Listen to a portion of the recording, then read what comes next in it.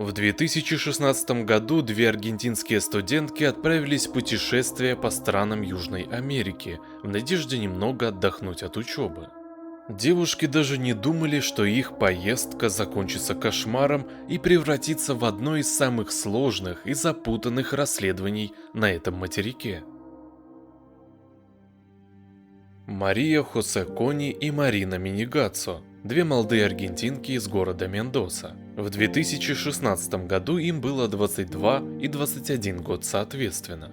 Мария Хосе изучала экономику в университете Куйо, а Марина – логопедию в университете Аконкагуа. Обе девушки работали волонтерами в организации, которая помогает людям, оказавшимся на улице.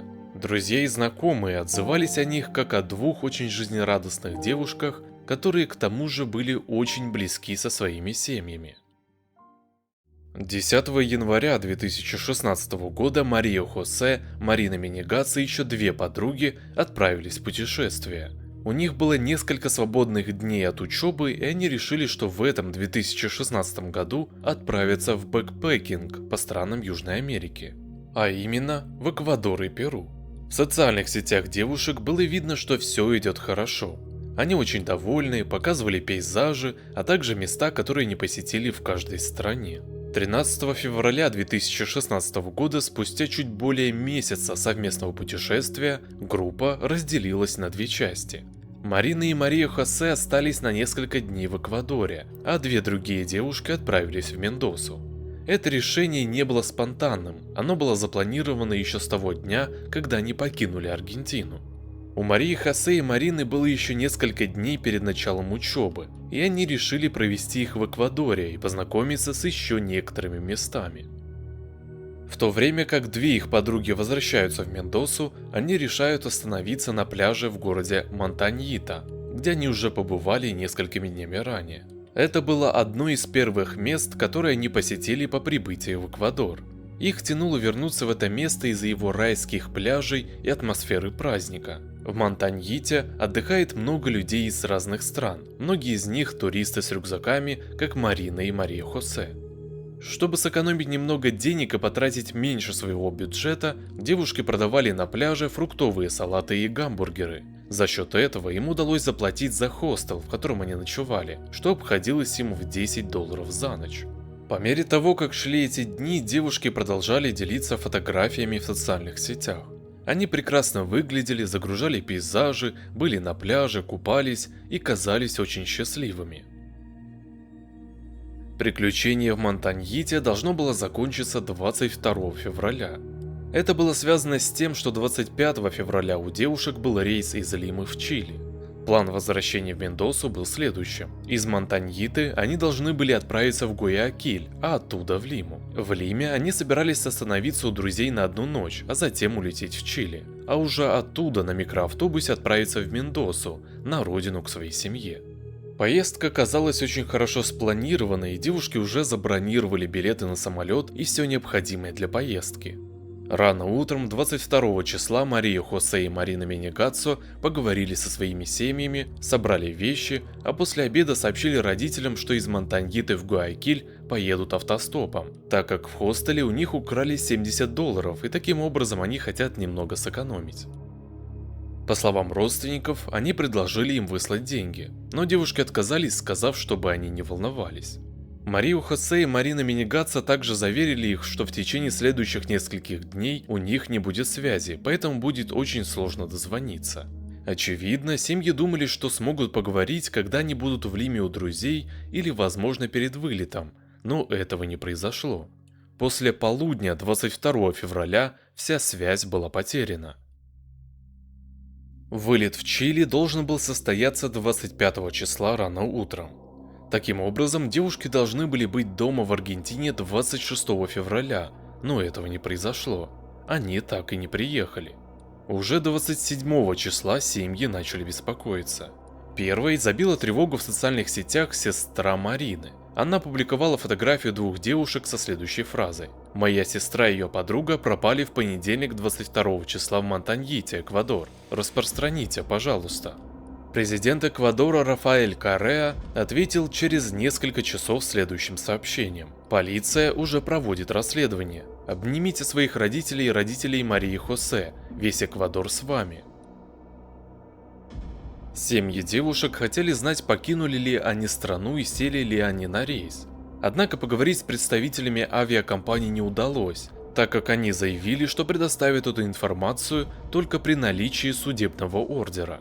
Кроме того, на границе не было никаких сообщений о том, что кто-то из девушек выехал из Монтаньиты в Гуаякиль. Тогда родители пришли к мысли, что Мария Хосе и Марина Менегатса даже не добрались до Гуаякиля, и что с ними что-то могло случиться по пути. Исчезновение стало вирусным в социальных сетях. Им широко делились, и две страны, по сути, объединили усилия для их поисков, а также для того, чтобы сделать новость еще более вирусной, чтобы везде стало известно, что эти две молодые девушки не вернулись домой. Все закончилось 25 февраля. Это был четверг, и тело Марии Хосе было найдено в районе, удаленном от пляжа, примерно на 200 метров. А в воскресенье 28 февраля было найдено тело Марины. Оно находилось примерно в 40 метрах от места, где было найдено тело Марии Хосе. С этого момента и начинаются все странности дела. Например, если тело находилось всего в 40 метрах, то почему оно было найдено через 3 дня? Для того, чтобы определить день смерти девушек, необходимо было провести вскрытие. Следует отметить, это поможет нам в дальнейшем. Тело Марии Хосе было найдено мужчиной. Он сказал, что зашел в этот район, чтобы справить нужду, и обнаружил труп. Обе девушки были завернуты в пакеты и мешок, а также обмотаны веревками. У Марии Хосе был обнаружен ушиб черепа, повреждения различных частей тела, включая область гениталий, перелом бедра, несколько синяков и царапин. Марина получила 6 ранений острым предметом. Раны были нанесены от подбородка до первого шейного позвонка. Также у нее было несколько ссадин на лице и на различных частях тела. К этому можно было добавить, что у девушек были раны на запястьях, из-за чего, как предполагается, они были связаны. По имеющимся данным, обе умерли в один и тот же день с разницей в несколько часов или минут. Дата смерти была определена как раннее утро 23 февраля. Через день после обнаружения второго тела эквадорская полиция объявила на пресс-конференции в социальных сетях, что по этому делу уже произведены первые аресты. Были арестованы 2 человека. Первым был Альберто Сегунда Мина Понс, а вторым Аурелио Эдуардо Родригес по прозвищу Эль Рохо. В доме одного из обвиняемых, Мины Понс, были обнаружены пятна крови, а рядом с домом среди прочих вещей были найдены мобильный телефон и рюкзак Марины. Самое шокирующее, помимо быстрого задержания, это мгновенное признание этих двух людей. Они фактически сразу же признались в содеянном, что произвело огромное впечатление на людей, следивших за развитием событий. У мужчин была целая история. Они рассказали, что увидели Марию Хосе и Марину Менегатса возле бара. Девушки пытались договориться о поездке, просили подвезти их до Гуаякиля, но не могли найти никого, кто бы поехал в этом направлении. По словам мужчин, первым, кто подошел к ним, чтобы поговорить, был Эль Рохо. Он спросил их, что они делают, и согласно его словам, девушки начали рассказывать ему, откуда они, что делают, и якобы сказали, что им негде остановиться, так как у них нет денег, поскольку утром их ограбили.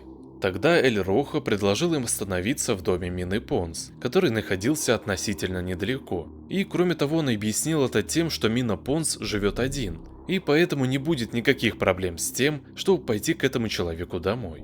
Затем Эль Рохо отвез их на такси в дом мужчины. Когда они приехали, было примерно 20:30. Мужчина утверждает, что оставил их в доме и запер на ключ. Затем вернулся в бар и пробыл там с Миной Понс несколько часов. Около 2 часов ночи они вернулись в дом. Девушки были там и попросили их пойти с ними купить газировку. После этого, вернувшись в дом, ситуация, по словам этих двоих, стала напряженной. Мужчины сказали, что поскольку были очень пьяными, то хотели вступить с девушками в половую связь, чего они, очевидно, не хотели. Марию Хосе и Марина Менегатса не пили, с ними все было в порядке, поэтому они стали оказывать сопротивление. Предположительно, первой погибла Мария Хосе. Мина Понс признался, что убил ее металлическим предметом, который был у него дома, ударив ее по голове, когда она сопротивлялась половому акту. Поняв, что Марии Хосе уже нет в живых, он услышал крик из соседней комнаты. Это был крик Марины. Эль Рохо нанес ей 6 ножевых ранений, от подбородка до первого шейного позвонка. Эти двое мужчин убили туристок и не знали, что делать. По их словам, Эль Рохо ушел из дома и оставил Мину Понс одного с трупами. Это было примерно в 3 часа ночи. Затем Мина Понс рассказал, что начал убирать дом, завернул трупы в мешки, завязал веревками и увез их на тачке. Сначала он выбросил тело Марии Хосе, а затем попытался избавиться от тела Марины. Он думал, что убийства останутся незамеченными и никто никогда не узнает, что это сделали они. Эта версия, по мнению обвинения, помимо признания обоих мужчин, имела 2 свидетелей. Это владелица бара, а также водитель такси, доставивший их к дому. Владелица бара рассказала, что видела девушек примерно с 14:30. Они просили людей их подвезти. Но прошло несколько часов, а они так никого и не нашли. Очень уставшие, Мария Хосе и Марина Менегатса зашли в бар и попросили стакан воды. Владелица бара предложила им бутылку, но девушки отказались, сказав, что у них нет денег, чтобы заплатить за нее, так как утром их ограбили. Тогда женщина дала им стакан воды, и они вернулись на улицу. После этого к ним подошел Эль Рохо. Хозяйка бара видела, как они втроем разговаривали, и после чего вместе ушли в направлении дома Мины Понс. У таксиста была похожая история. Он сказал, что его остановили, когда они шли пешком. Эль Рохо сел спереди, а Мария Хосе и Марина Менегатса сзади. Стоит отметить, что обе девушки всю дорогу молчали. Кроме того, таксисту показалось, что они немного сонные. Он высадил их у дома, не задавая никаких вопросов, и вернулся к своим делам. Для семьи эта версия была совершенно неверной, они ее не приняли. Им показалось очень странным, что Мария и Марина приняли помощь этих людей.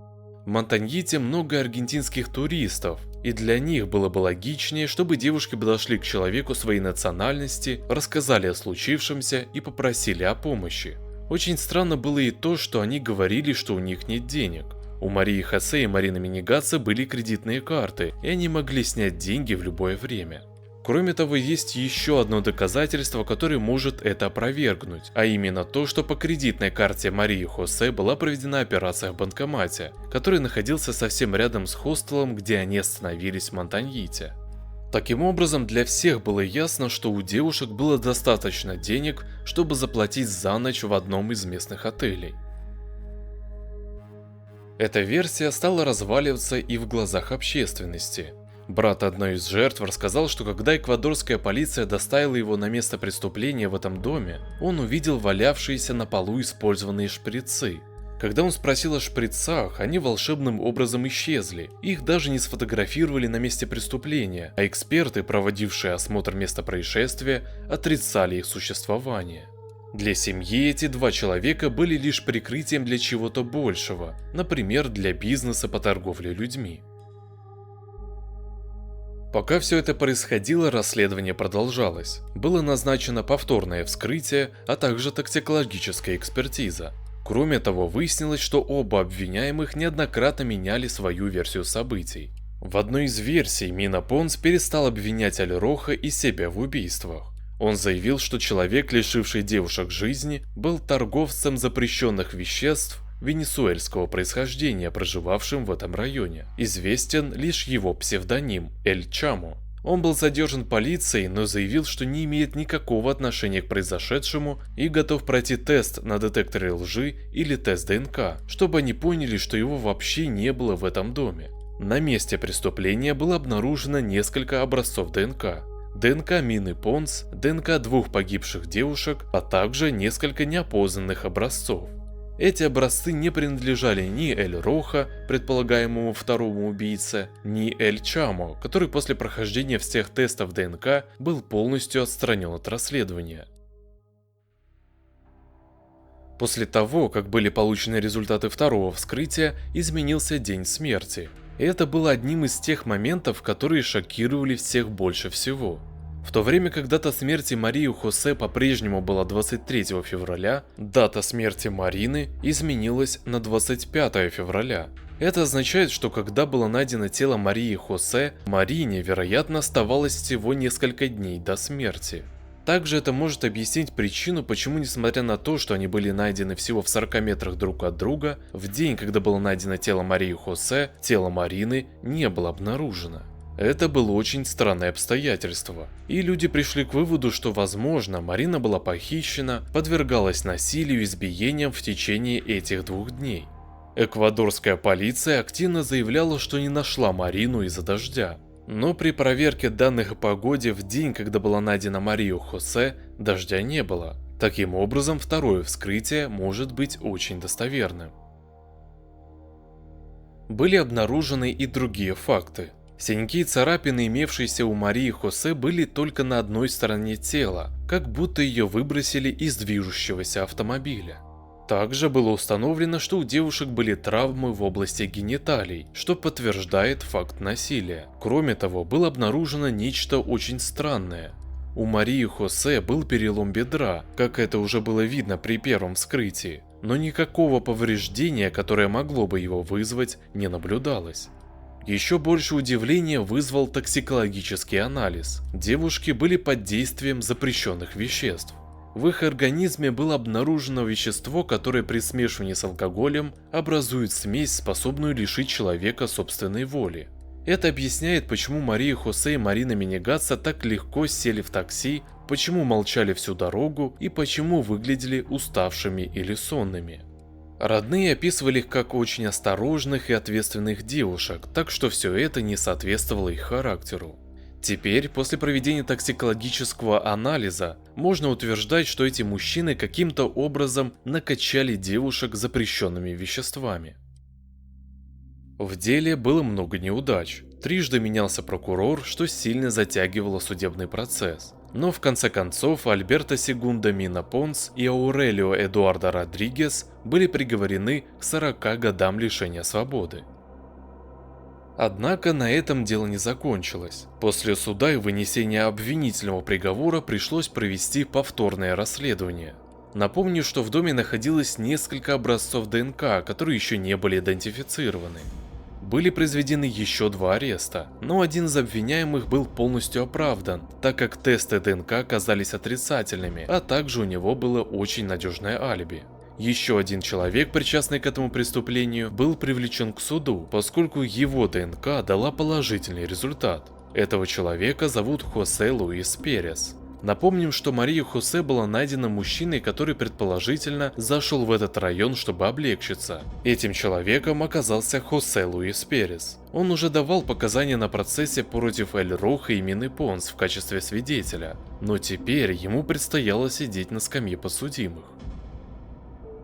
Его защита была проста. Он жил в этом доме несколько недель назад, а кровь, обнаруженная на стене, была результатом перенесенной им зубной инфекции. Он якобы просто плюнул на стену. Адвокаты также заявили, что его ДНК, обнаруженная на телах девушек, несомненно была передана с какого-либо предмета мебели или вещи, которую он прикасался в доме и которые также притронулись Мария и Марина.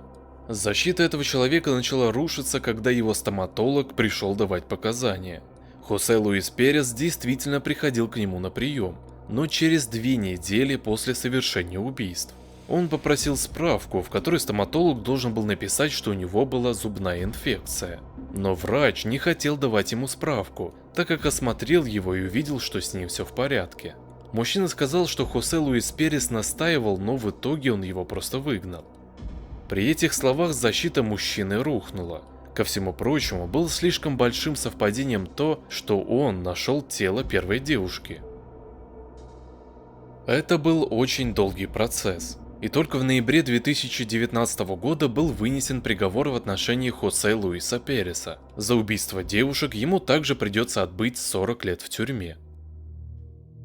Можно сказать, что это дело раскрыто, но оно раскрыто только наполовину, потому что есть еще образцы ДНК, которые нужно идентифицировать. Кроме того, остается еще очень много вопросов. Что произошло ночью и ранним утром 23 февраля в этом доме? Что случилось с девушками? Что случилось с Мариной в те 2 дня, когда она была жива, а Марии Хосе нет? Были ли еще люди? И как они были похищены, как их схватили? Было ли это все спланировано? Все эти вопросы остаются висеть в воздухе, и семья обеих девушек продолжает бороться за справедливость в этом деле.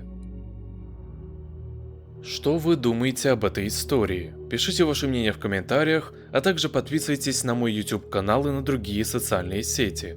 Ссылки на них вы найдете в описании под этим видео. Не прощаемся.